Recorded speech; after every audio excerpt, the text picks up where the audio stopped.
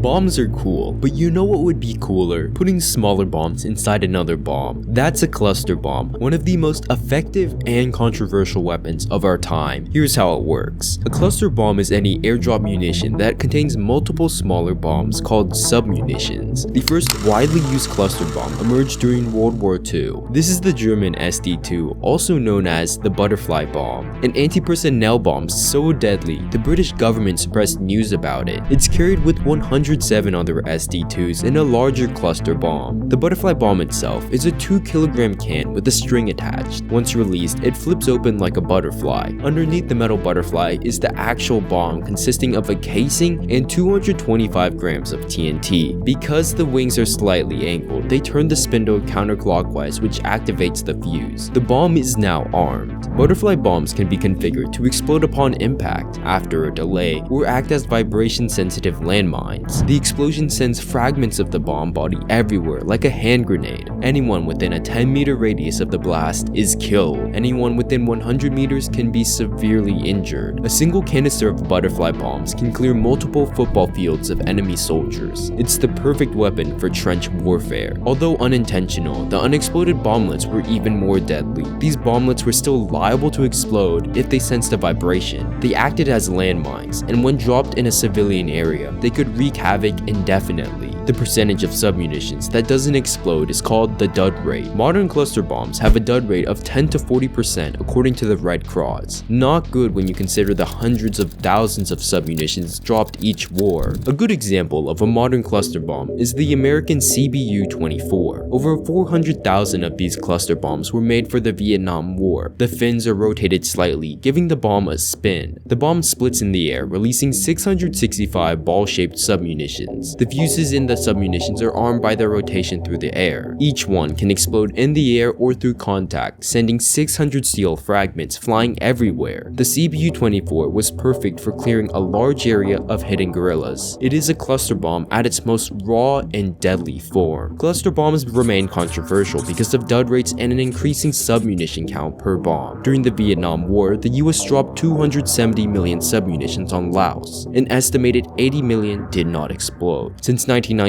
the US has spent over $4.6 billion clearing out landmines and unexploded cluster munitions. To increase accuracy, some modern cluster bombs have updated sensors. This is the American CBU-105 Smart Cluster Bomb. The first thing to notice is how there are only 10 submunitions inside. These submunitions look more like metal thermoses than bombs. This is because the submunitions are not just simple explosives like the butterfly bomb. Each submunition contains 4 small discs called skeets. Each skeet has a laser and infrared sensor for detecting vehicles. The skeets contain explosively formed penetrators that are perfect for crippling armored targets like main battle tanks. The entire thing is a bomb with 40 different armor-piercing guns. A single CBU-105 smart bomb can destroy an entire convoy of armored vehicles. The CBU-105 is the US's latest cluster bomb, but also its last. Production of the CBU-105 ceased due to reduced orders from countries participating in the international ban on cluster munitions. A cluster munition is any weapon that contains submunitions. Cluster bombs and some artillery shells and rockets are all types of cluster munitions. Most importantly, all of these weapons share the common dud rate problem. But cluster munitions aren't gone forever. Military powers such as Russia, Ukraine, China, and even the US are not participants in the international cluster munition ban. The US still has a huge supply of unused cluster munitions sitting around. On July 13, 2023, Ukraine received cluster munitions as part of an $800 million